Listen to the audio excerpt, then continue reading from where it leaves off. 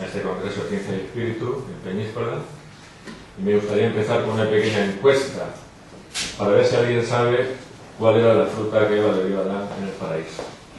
¿Alguien sabe qué fruta era esa? ¿Por allí? Manzana, ¿no? La manzana. ¿Más votos a favor de la manzana?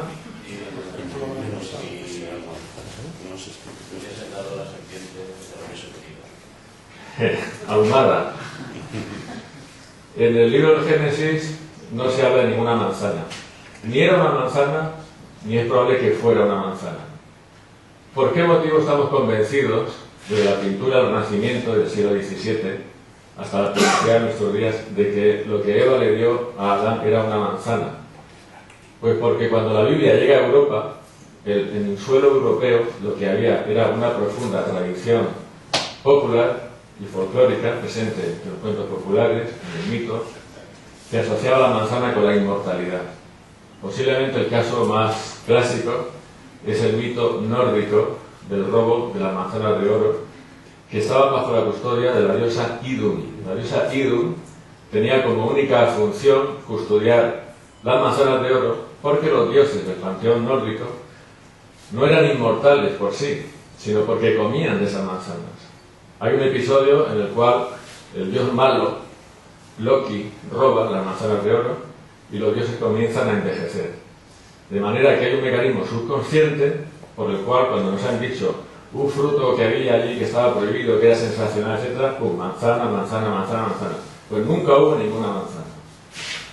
La segunda cuestión de la encuesta es si podría ser de buen gusto o si podría ser más bien una macarrada el coger un bote de pintura y darle una mano de pintura a una escultura griega clásica para dejarla como esta, por ejemplo. ¿Eso estaría bien? ¿Eso es artístico o eso es una salida de tono? Lógicamente todos pensaremos que cómo se nos va a ocurrir es darle una mano de pintura a la escultura clásica, los frisos del Partenón. La escultura griega clásica era polícroma y tenía pintura, y tenía sus colores blancos.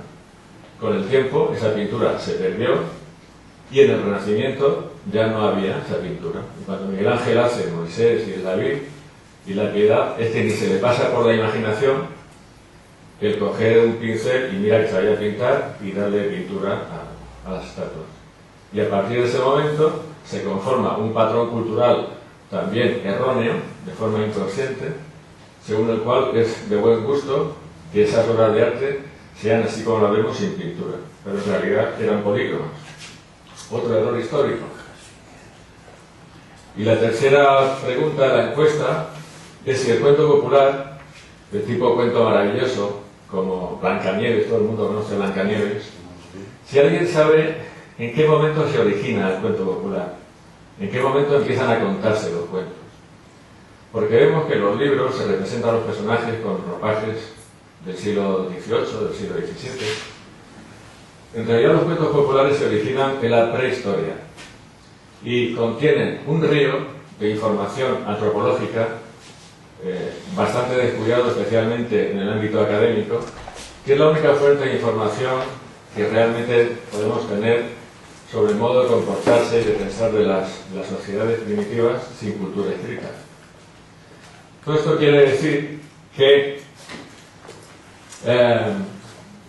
los patrones culturales del pasado, los mitos y los símbolos, no son piezas de museo que están archivadas y guardadas en un armario, sino que son unos elementos vivos que nos influyen, que nos actualizan, que nos informan y que nos condicionan. Unas veces nos condicionan de forma correcta y otras de forma equívoca, como hemos visto. Posiblemente el mejor exponente de cómo funciona esto en el nivel de la psicología individual es Carl Jung, que se refería a la función de los sueños, explicando que el subconsciente nos habla durante el sueño. De la misma forma que hay gente que piensa que el sueño es el recuerdo de un viaje astral, pues lo que decía Carl Jung es que el subconsciente, a diferencia de lo que nos pasa a nosotros, lo capta todo, lo aprehende todo. Todo lo que olemos, escuchamos o vemos, todo lo que nos entra por los sentidos, queda al 100% archivado en el subconsciente cosa que no nos pasa a nosotros en el nivel consciente del yo. Y la consecuencia es que el subconsciente tiene más información que nosotros y por lo tanto tiene más criterio para elaborar un análisis de lo que está pasando y para formular opiniones o establecer criterios de conducta, y durante la noche pues nos habla en un monólogo que hace, y lo interesante es que ese monólogo tiene lugar a través de un lenguaje de símbolos que coincide con el lenguaje de símbolos del mito primitivo y de la religión primitiva. Y hay aquí uno de los grandes misterios de la historia de las religiones, que es la universalidad de este lenguaje de símbolos. Pues bien, esta historia empieza en Sumer, en el cuarto milenio antes de Cristo, en la orilla del Golfo Pérsico, con la cultura sumeria, que es una cultura que nadie sabe de dónde aparece, de dónde sale. La lengua sumeria no pertenece a ninguna familia lingüística, y los sumerios tenían este aspecto, se llamaban a sí mismos el pueblo de la cabeza negra, lo cual nadie tiene ni idea de qué puede significar, y en Sumer nace tanto la escritura como la agricultura a gran escala como la ciudad. La función de la escritura, el motivo por el cual se inventó, es para establecer una estadística y tener una cuenta de los depósitos de cereales en el templo, que estaban a cargo de los sacerdotes. Lo que sucede es que una vez conocida y una vez usada, la escritura empezó a utilizarse para otros fines, como por ejemplo plasmar himnos religiosos y los mitos del país. Y así nació la primera literatura también. Y resulta que en Mesopotamia nace la primera obra literaria de la humanidad, que es el mito de Gilgamesh, que al mismo tiempo es una obra que tiene la rara cualidad de ser una obra en un proceso inacabado de reescritura a lo largo de por lo menos 6.000 años. Este Gilgamesh es una representación posiblemente de un cilindro sello acadio. Gilgamesh es el rey de la ciudad de Uruk. No es ahora cuestión de contar toda la historia, pero es un personaje muy peculiar, porque en el seno de una cultura primitiva, donde la literatura y la literatura religiosa sobre todo no hacen más que repetir la certeza sobre cómo está conformado el universo, Gilgamesh es un hombre como nosotros, es un hombre que duda, es un hombre que tiene miedo, siente ansiedad por algo tan humano como la frontera, como la muerte. Siente que va a morir y experimenta la necesidad de rebelarse contra ese destino fatal, y entonces hace un largo viaje en búsqueda de la inmortalidad. Y esta conferencia tiene que ver con el sentido que tiene ese viaje. De manera que hay una de las historias que se contaban sobre Gilgamesh, porque al principio había varios cuentos sueltos con aventuras con un personaje común, es precisamente Gilgamesh y el diluvio universal. Todo el mundo sabe, o casi todo el mundo sabe, que la historia de Noé y del arca de Noé y todo esto del Génesis es una copia de un relato muy anterior, mesopotámico. El relato es un cuento sumerio llamado Gilgamesh y el diluvio universal. Y al principio lo que nos encontramos en Mesopotamia son cuentos remitidos, como he dicho, por tradición oral. Este señor, Amer Aywan, es un director de cine iraquí, que es el que hizo Zaman, el hombre de los juncos, y este estaba un día en España, y a su distribuidor en España le dice: vete a la librería que te quiero enseñar un libro. Y se fueron a la librería y localizaron una novela que se llama Gilgamesh y la muerte, que luego hablo un poco de ella, y le interesaba particularmente el personaje de Gilgamesh, aparte de porque es de su pueblo, porque todavía a estas alturas, a este señor, su abuela, cuando era pequeño, le contaba cuentos, que eran los cuentos con las aventuras de Gilgamesh. Y estos son los cuentos que, cuando se inventa la escritura, pasan a ser redactados por escrito en tablillas cuneiformes, y cuando la primera etapa de la cultura sumeria declina y pasan a ser dominados por los vecinos del norte, por los acadios, con Sargón de Acadé, que es este señor, Sargón de Akkad, el rey mítico, que da paso al reino de Akkad. Estos sí eran semitas, con una lengua semita clara. En esta fase sucede algo muy peculiar, y es que hay un escriba que tiene el inmenso talento de coger, no todos, pero sí muchos, de los relatos sueltos sobre las aventuras de Gilgamesh y compone con ellos un gran poema en 12 tablillas, que es esto es la cara más conocida del mito de Gilgamesh. Es un gran poema en 12 tablillas en donde se crea la gran épica de Gilgamesh, el gran poema de Gilgamesh, que luego tuvo versiones de lengua babilónica, asiria, que son también todos estos semitas, pero también en lengua hitita. Los hititas eran un pueblo de lengua indoeuropea, no semita, que habitaban en la península de Anatolia, lo que hoy es Turquía, y esto demuestra la inmensa popularidad que tuvo la aventura del rey Gilgamesh en búsqueda de la inmortalidad. En el siglo XIX se consigue traducir la escritura cuneiforme y se descubre en Nínive, la capital de Asiria, la biblioteca de Asurbanipal, en donde aparecen las primeras versiones del mito de Gilgamesh. Y en la segunda mitad del siglo XX se reinicia el proceso de reescritura del mito de Gilgamesh, porque hay unos cuantos autores que se dejan seducir por el mito y entonces escriben novelas sobre el personaje, en algunos casos completando con cosas nuevas que no existían en las tablillas mesopotámicas, y esta es una de ellas. Este es un Robert Silverberg, que es un clásico de la ciencia ficción, escribe Gilgamesh el Rey. El Harald Brain en Alemania escribe el León de Uruk, que es una historia en la cual incorpora una infancia y una juventud de Gilgamesh, que eran cosas que no había, las tablillas mesopotámicas, y que yo sepa, la única novela que hay escrita en castellano es Gilgamesh y la muerte, que la escribí yo y se publicó en el 90, se reeditó en el 95, y con esta historia yo lo que intenté fue sobre todo rellenar de contenido el viaje, porque hay muchas lagunas, hay muchas líneas perdidas en las tablillas cuneiformes sobre qué es lo que sucede durante ese viaje, y yo así pues escribí esta novela y con algún cambio o con alguna aportación que la explico luego. Bueno, todo esto lo que nos interesa es el viaje. Cuando Gilgamesh inicia su viaje hacia el monte Nisir, donde estaba Ziusudra, el hombre inmortal, le dicen, no vayas para allá, está muy lejos, es peligroso, y además ese viaje solamente lo ha hecho Utu, el patrón de los caminantes. Utu, apodado el héroe, casualmente. Utu es el dios del sol, sumerio.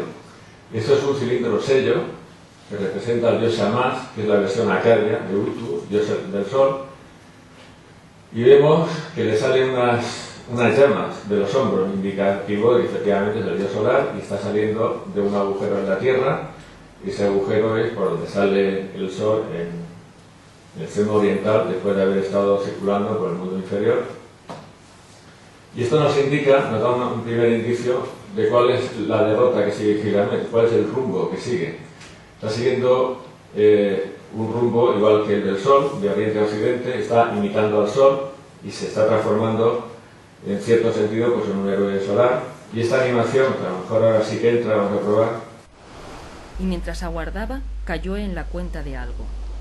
El viento le había dado vida, cuando su padre, Lugalbanda, conoció a su madre en la cima de una colina.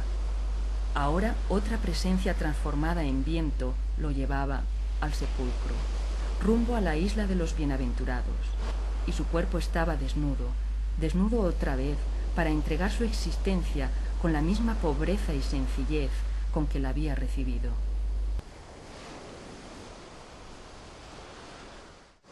Hay una noticia de Robert Graves, yo no lo he leído esto en ningún otro sitio, pero dice que hay una versión del mito de Gilgamesh en la cual se cuenta que va buscando el monte Nisir rumbo occidente, navegando en un caldero por el mar. Y otro que le pasa algo parecido es un héroe que se parece mucho a Gilgamesh, Heracles. Quiero decir que hay trabajos que vinculan a Gilgamesh con Heracles porque buscan una correspondencia entre el mito de Gilgamesh en 12 tablillas y los 12 trabajos de Hércules, de Heracles, donde además hay elementos del zodíaco. No, por ejemplo, Gilgamesh tiene que ver, se encuentra con los escorpiones, etc. Una cosa un poco más complicada de explicar. Y entonces interpretan estos 12 trabajos como el viaje del sol a través de las constelaciones del zodíaco. Pero en todo caso, Uno de los trabajos de Hércules fue robar el ganado rojo del rey Gerión, el rey que tenía los tres cuerpos en uno, y vivía en la isla roja de Eritia, que cuenta Apolodoro que se encontraba delante de las columnas de Hércules y en algún lugar de la península ibérica. Entonces, el relato que hace Apolodoro del viaje de Heracles en busca del ganado rojo es un poco amanerado y tiene muchas intrusiones literarias, pero él lo cuenta así. Iba caminando y hacía mucho calor, y entonces se enfada con el sol y se pone a tirarle flechas al sol, tan enfadado como estaba, y el dios del sol dice: olé, un machote. Se ve complacido por la arrogancia del héroe, y entonces el dios del sol, Helios, le presta su copa, la copa del sol, una copa dorada, para que en adelante haga el viaje navegando, como podemos ver aquí.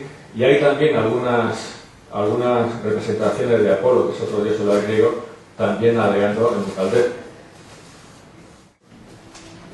Esto es el papiro de Turín, el más famoso papiro egipcio, que contiene un conjunto de fórmulas mágicas que se enterraban con el difunto egipcio en la tumba para conseguir la finalidad triple: primero, que el difunto juntara sus miembros y se levantara de la tumba; segundo, para que pudiera abrir la tumba; y tercero, para que pudiera cumplir el complicado, difícil e inseguro camino hacia el paraíso, que tenía muchos nombres, pero casualmente uno de esos nombres es la isla de las brasas, la isla del incendio. Hay un poema de Antonio Machado en el que dice: en el horizonte quedaban aún algunas brasas. Esta imagen poética remite lógicamente al crepúsculo, y es lo más parecido que nos podemos imaginar la isla del incendio, la isla de la brasa, a la isla roja de Eritia, que era un lugar que estaba también en el extremo occidental del mundo. El papiro de Turín es el libro de los muertos, todo el mundo ha oído hablar de él, y cuando el difunto conseguía levantarse de la tumba, lo que hacía era que se unía a una curiosa procesión de almas en pena, o no en pena, no lo sé, que se llamaba la comitiva de Osiris, y que tenía como misión seguir a la barca de oro, del dios del sol, en su camino de oriente a occidente en busca del reino occidental. Osiris no es un dios solar, es un dios que representa la resurrección a través de la muerte y la vuelta a la vida del cereal. Es un dios que está muy vinculado a la religiosidad popular en Egipto, y es un dios muy parecido a Jesucristo mismo. Hay por ahí una tesis doctoral muy interesante que dice, que explica, pero muy bien explicado, cómo la historia de Jesucristo es una copia del mito de Osiris. Y de hecho los egipcios, la religiosidad más popular y más pegada al suelo, decían: como Osiris murió y resucitó, así también nosotros moriremos y resucitaremos. Pero el dios que llevaba la barca solar era el dios solar. Entonces el difunto egipcio pues está haciendo exactamente la misma cosa que los héroes de los que hemos comentado, que es un viaje de oriente a occidente en busca del gran momento de la consumación en el extremo occidental. Bueno, pues yo he estudiado todo lo que he podido los cuentos populares, y una vez escribí un artículo en una revista de arqueología en el cual yo sostenía una teoría que es mía, me puedo equivocar, pero lo que yo pienso es que en muchos casos lo primero que se escribió, lo primero que se inventó, lo primero que se contó fueron los cuentos populares, y de algunos cuentos populares se han fabricado algunos mitos. Y en concreto, yo, en una recopilación de cuentos que hice en su momento, encontré uno que luego vi que estaba en la colección de los hermanos Grimm y estaba dispersado por bastantes partes en Europa, que es el precedente, es la materia prima de la que luego salió el mito de Isis y Osiris. Bueno, pues en el cuento popular, del tipo cuento maravilloso,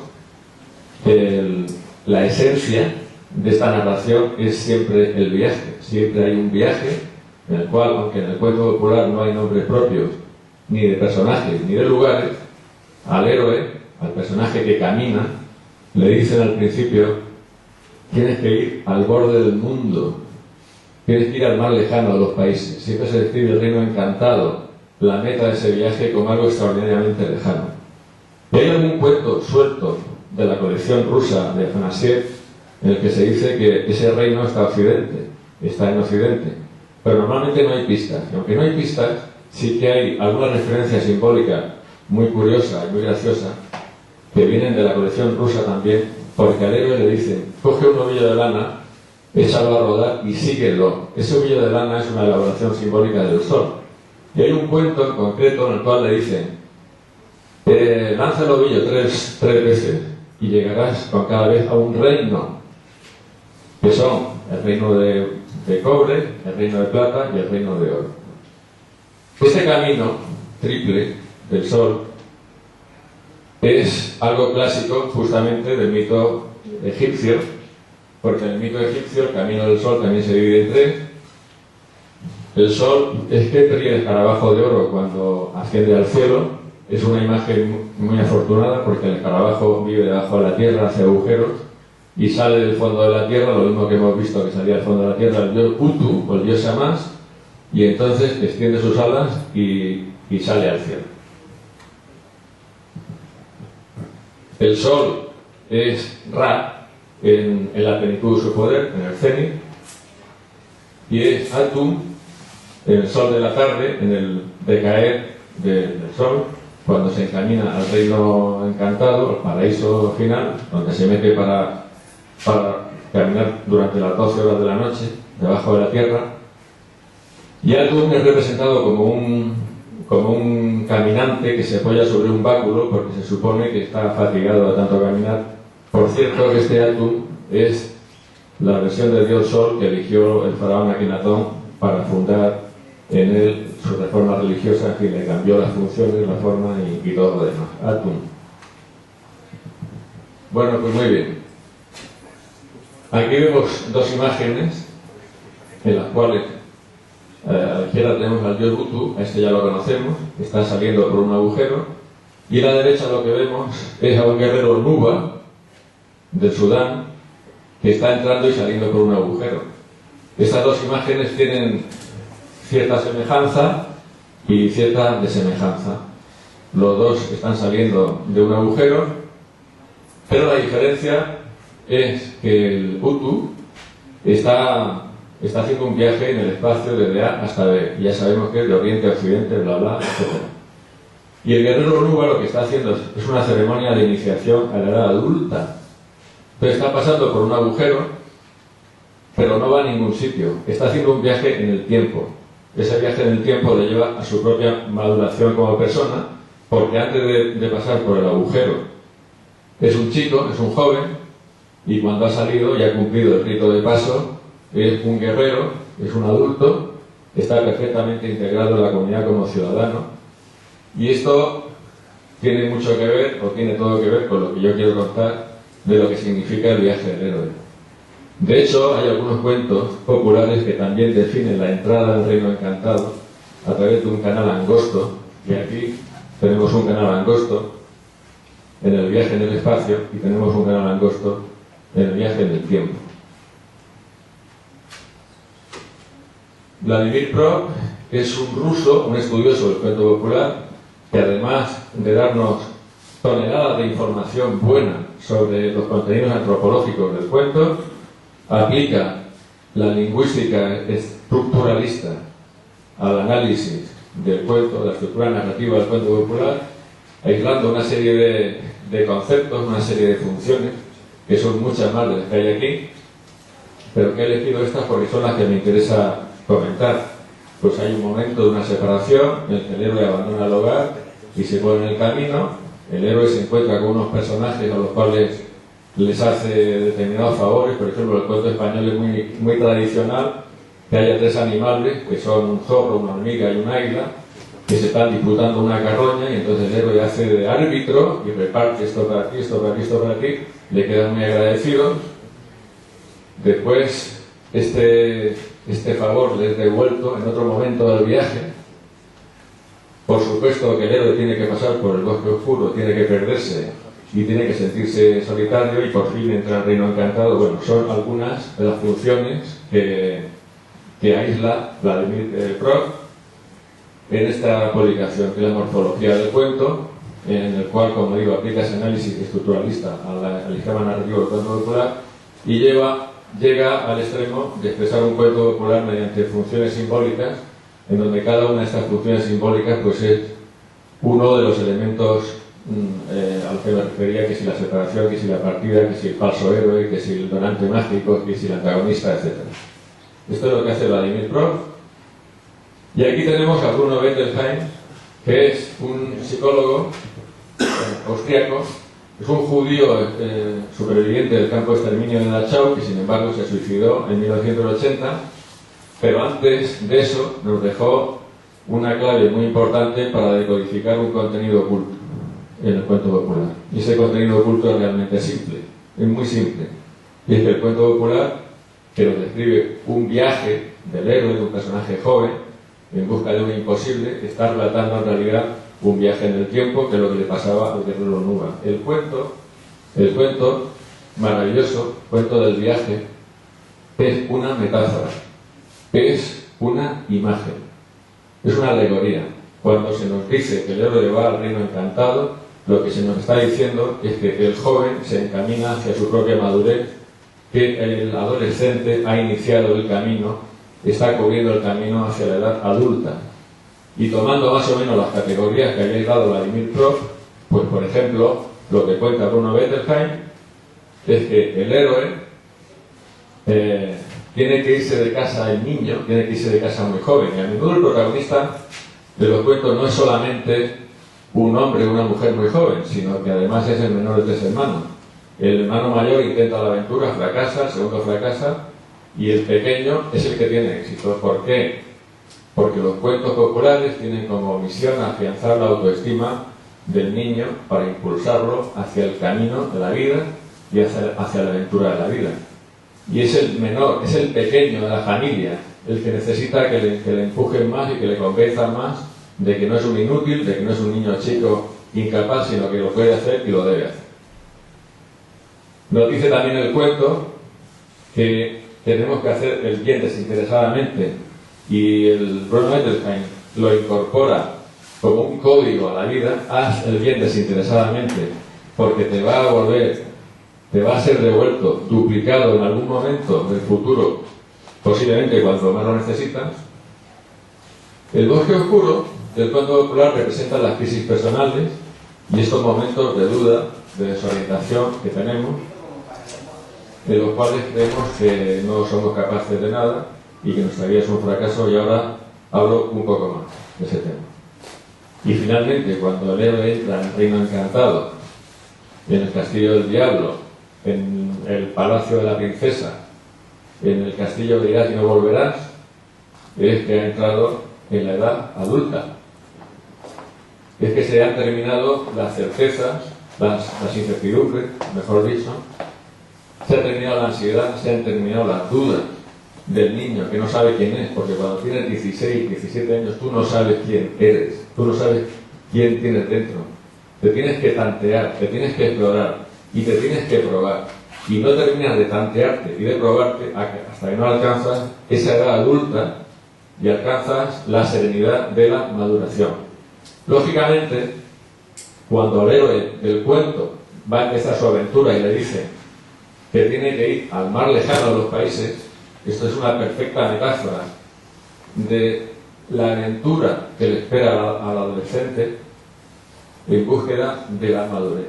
Porque ¿qué puede haber más lejano psicológicamente para un niño que verse a sí mismo fuera de todas las dudas y en posesión de todas las certezas, vamos, como son sus padres, ¿no? Esto es lo que sucede con el cuento popular.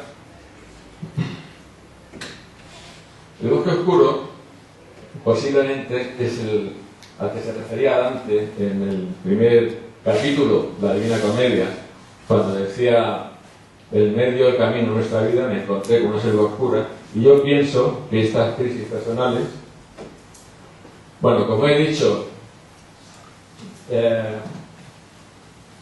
el cruce de este bosque donde el héroe del cuento se pierde y cree que no va a salir nunca de él, que nunca va a encontrar la salida ni la solución, es una metáfora del sufrimiento personal, del dolor personal, del sentimiento de fracaso que casi todos hemos experimentado en la vida. Yo creo que hay una falta de conciencia sobre el significado de las crisis personales y del dolor humano, porque generalmente se considera que es algo total y absolutamente inútil. Yo creo que no, por un motivo muy sencillo y muy simple. Es que si tú has sufrido, eres capaz de contactar con el sufrimiento de los demás, de ponerte en el lugar de los demás y de ayudar a los demás, que es en lo que consiste esto. Eso es lo que consiste esto, porque a estas alturas yo creo que ya estamos convencidos de que el fin de la vida de cada uno de nosotros es convertirnos en héroe, pero eso no lo puede conseguir cualquiera, por lo menos si no se pone anímicamente en el lugar de los otros. Quiero poner un ejemplo. Yo estaba trabajando hace muchísimos años en una oficina y había dos señoras en esa oficina que habían entrado a trabajar antes de los 20 años y tenían más de 60 y no tenían familia. Dos hermanas. En esa época ya había crisis económica, era el 84. Y entonces aparece en prensa que un trabajador desempleado se había ahorcado. Se había suicidado. El comentario que hicieron estas dos hermanas fue particularmente duro. Mira el tiempo que pasó y me acuerdo. Ellas dijeron: tiene mucho cuento. Tiene mucho cuento. Esto es lo que dijeron las hermanas. ¿Esto qué significa? Esas hermanas nunca jamás en su vida habían tenido que preocuparse por encontrar trabajo, ni por haber perdido el suyo, ni por mantener una familia, porque nunca habían tenido familia. Y esto creo que es un ejemplo, entre otros muchos, de cómo las personas que no han experimentado esas crisis personales y ese sufrimiento personal tienen enormes dificultades para ponerse en lugar de los otros, auxiliarlos y ayudarlos. No quiere decir que no sean excelentes personas y buenos ciudadanos, pero yo creo que les falta ese punto para alcanzar el ideal del que estamos hablando aquí, que es el ideal del héroe. Porque lógicamente, si queremos tanto hablar del héroe, uy, como me gusta el héroe, tenemos que perfilar un poco en qué consiste. Y no es el héroe el que va al gimnasio, no es el héroe el que tiene bíceps, ni el que pega mamporros, sino el que sirve. La esencia del héroe es servir y ponerse en la situación anímica del otro. Y para eso creo que hace falta pasar por el bosque oscuro, porque pasar por el bosque oscuro es justamente lo que te permite ponerte en la situación anímica del otro. Hay una diferencia entre estar viendo el telediario mientras me como 2 huevos fritos y estoy viendo cómo a los negros del centro, a los niños negros del centro de África se los comen las moscas y decir, uy, qué pena, esto está muy mal, y sentirlo.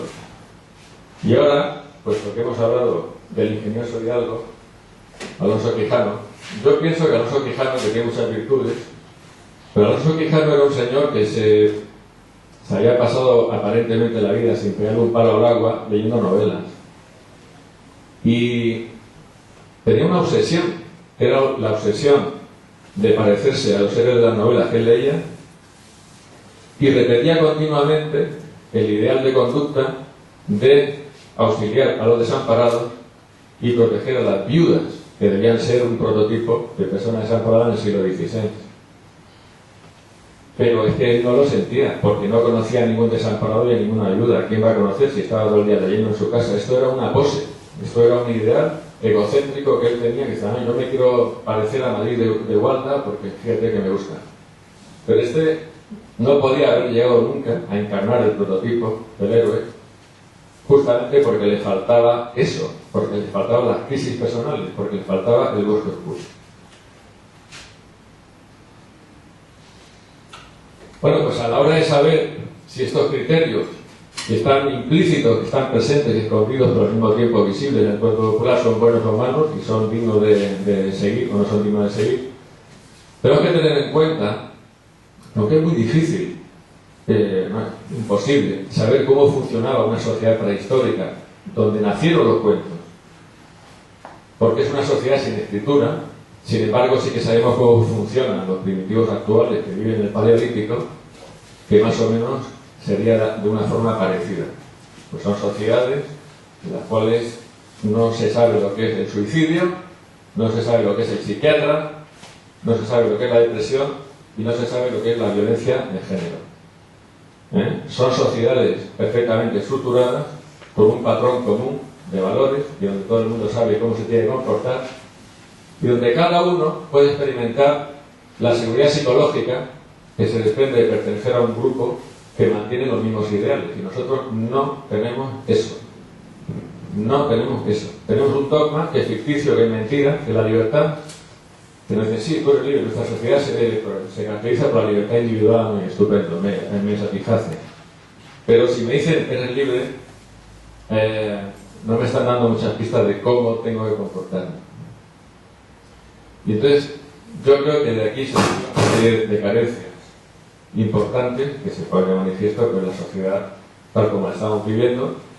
Desde luego, los cuentos populares dejaron de contarse después de haber estado siendo transmitidos por tradición oral durante miles y miles de años, en la segunda mitad del siglo XX, cuando se inventó la televisión.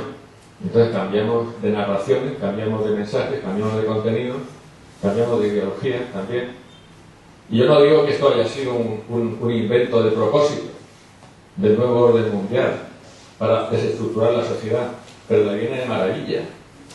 El primer párrafo del libro de Bruno Bettelheim, no sé cómo se traduce en castellano, yo lo leí en inglés, dice que tenemos que aprender a ser conscientes de nuestra propia vida, que es lo que no le interesa al nuevo orden mundial, por supuesto.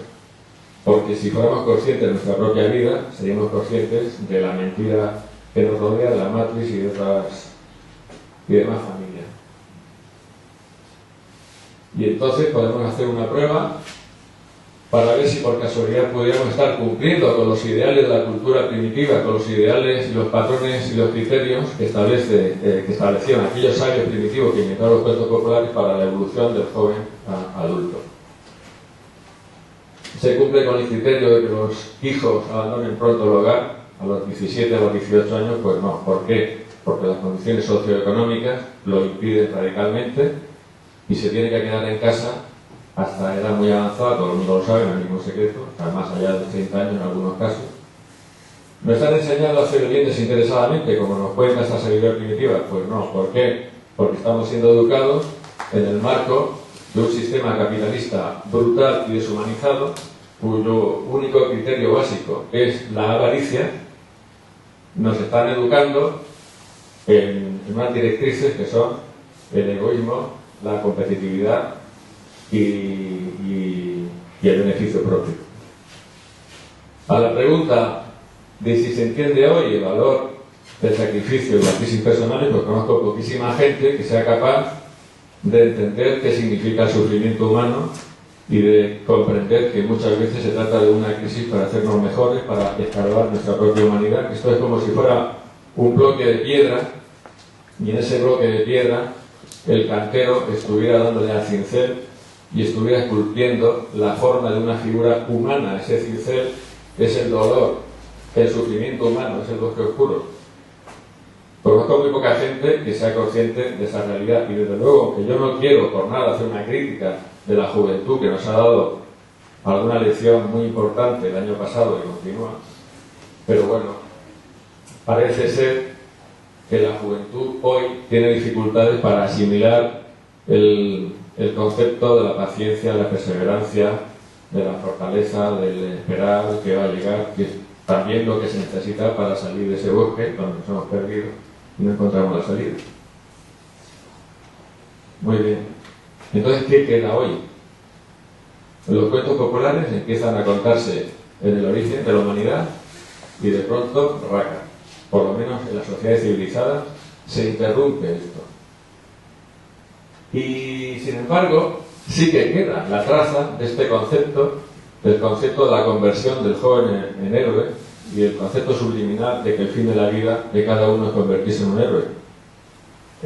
Yo me sorprendí mucho un día que hacía un curso de guión de cine y un monitor se sentó y dijo: para saber escribir un guión de cine bien hay que haber leído a Vladimir Pro, curioso, el ruso, el del análisis estructuralista, porque resulta que la estructura narrativa del guión de cine, planteamiento, nudo de desenlace, pero también todos los conceptos aislados que había llegado este señor, de que si el héroe, que si la partida, que si la separación, que si el antagonista, todo esto está en el guión de cine, está copiado de la estructura del cuento popular.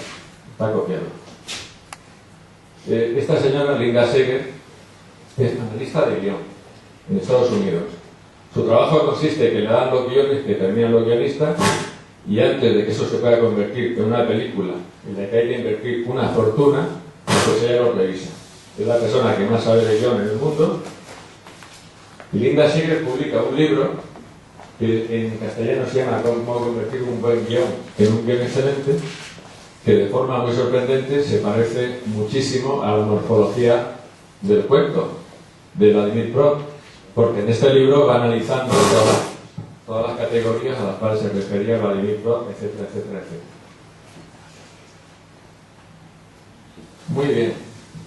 Yo pienso que sí es cierto que el ideal del héroe, que el ideal del camino del héroe, de la conversión del joven en adulto, generoso, capaz de ayudar a los demás, que es lo que es un héroe, se ha conservado a través del cine.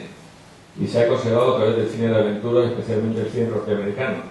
Pero pienso que en esa conversión se ha perdido algo de calidad, se ha perdido algo importante.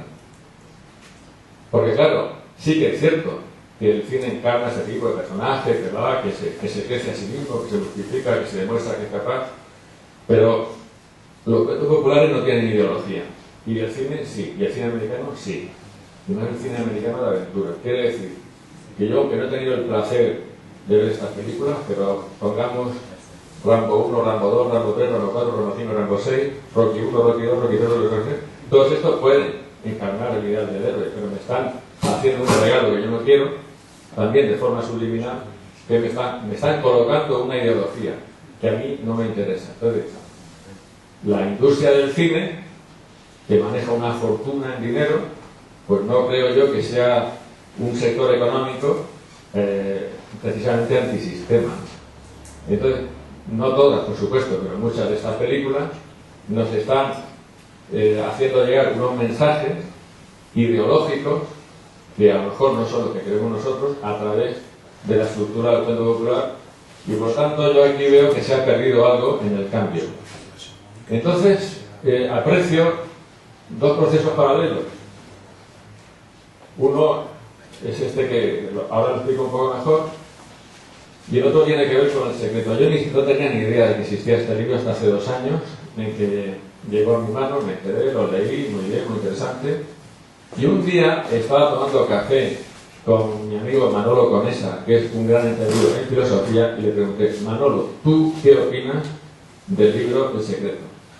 Y dice: pues es que el secreto no es más que las 7 leyes espirituales, redactados de determinada forma, en manera del libro, las 7 leyes de la hermética. Y tampoco sabía yo lo que era eso, había oído hablar de Hermes Trismegisto, pero bueno, del proceso paralelo de deterioro de los valores importantes espirituales que yo veo es este.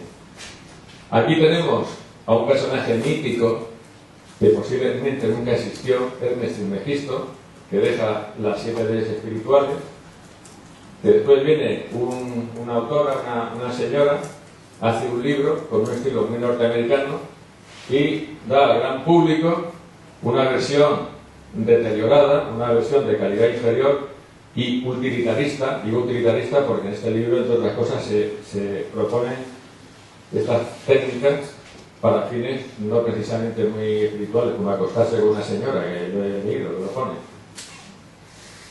Y entonces, digamos que es una versión deteriorada y una versión utilitarista de una gran sabiduría que procede de las fuentes inmensas del manantial de la sabiduría primitiva. Es lo que observo también con el cuento popular. Tenemos unos sabios primordiales y anónimos que se sacan de la manga estos contenidos del cuento que son tan importantes para la evolución de un joven, y veo que también hay un deterioro de este mensaje, aunque siga el mensaje, con el cine de aventuras. Eso no hay que ver con otra cosa. Es una serie de televisión que dice, bueno, pues al final he dicho que había un escriba acadio que había tenido la gran virtud y el gran talento de coger todas las historias sueltas sobre Gilgamesh, algunas historias sueltas sobre Gilgamesh, y componer el gran poema en 12 tablillas. Y yo decía, tiene mucho talento, está muy bien. Pero no tenía suficiente talento como para rematar la historia en el marco de este contexto que estoy hablando, que es el crecimiento personal, porque la historia de la épica de Gilgamesh escrita por este escriba se resume en un inmenso fracaso, porque llega al monte Nisir y le dice a Ziusuda que quiere que comparta con él el secreto de la inmortalidad. Le dice que no puede porque es imposible. La inmortalidad se la habían regalado los dioses después de las aguas del diluvio habían remitido como un regalo, y se vuelve con las manos vacías. ¿No es lo que hice yo con esta historia? En ese proceso al que me refería al principio, de que la historia está continuamente en actualización y en fase de ser completada, con respecto a la estructura narrativa y a lo que pasa en el monte Nisir y todo esto, pues fue darle al final de la historia un sentido que tiene que ver con este concepto de viaje del héroe, de crecimiento personal y de viaje interior. Y esto, bueno, que lo quiera leer, que lo lea, y el que no, pues nos hacemos una paella y me contento.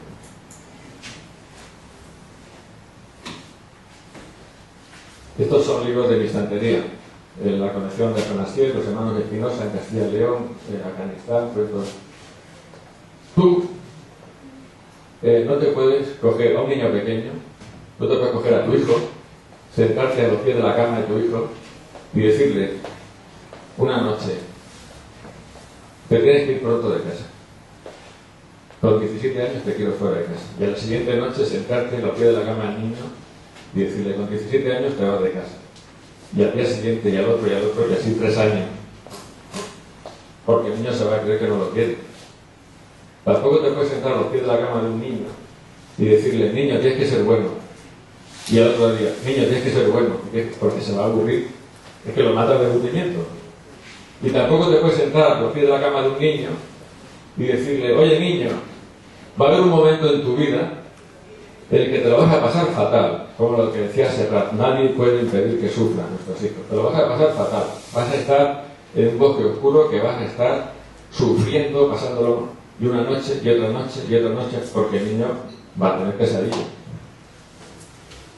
Pero lo que sí que puedes hacer es sentarte a los pies de la cama de tu hijo y coger los cuentos populares donde están implícitas todas estas ideas y leerle los cuentos. Y eso es lo que dice Bruno Bettelheim, que es un psicólogo infantil que propone esto, para que al niño poco a poco le vaya calando esta idea, la otra idea, que son las que tienen que conformar con éxito el camino de su vida de niño a adulto. Yo empecé a recopilar cuentos populares con 19 años, después estuve trabajando, estuve estudiando, estuve intentando hacer entrecruzamiento de datos, publiqué un libro de la Universidad de Murcia sobre antropología de los cuentos populares en el 92, y también me senté muchas veces a los pies de la cama de mis 2 hijas y les leí estos cuentos. Y yo creo que eso, en parte, ha conseguido que estas niñas, que ya son adultas, sean unos ciudadanos pues bien integrados y que estén en posesión de un concepto que es Nanlulu, aunque me ha cambiado el tipo de letra, y con esto termino. Nanlulu es un concepto que procede de la literatura sumeria y que significa el comportamiento digno de un ser humano. Es decir, el ideal del hombre maduro, o de la mujer madura, del héroe, de la persona que ya ha adquirido esa seguridad y que dedica todo lo que sabe, toda su creatividad, todo su tiempo al servicio de los demás y al servicio de los débiles, y que se tiene, en resumidas cuentas, el comportamiento digno de un ser humano, pues es el que efectivamente tiene Nanlulu. Yo pienso que, a lo mejor me equivoco, porque yo no tengo nivel para darle lecciones a nadie, pero me da a mí por pensar que el ministro de Educación y Cultura a lo mejor le habla de esto y no tiene ni idea, no sabe ni de lo que se trata. Y entonces yo, para terminar, pues bueno, quiero decir que ya vale de tanto coaching, y ya vale de tanto marketing, y ya vale de tanto instruir a los jóvenes para que se transformen en tornillos de un sistema productivo capitalista, y que no estaría de más pues el echar alguna vez alguna mirada al pasado, y esto es lo que hemos intentado hacer hoy. Gracias.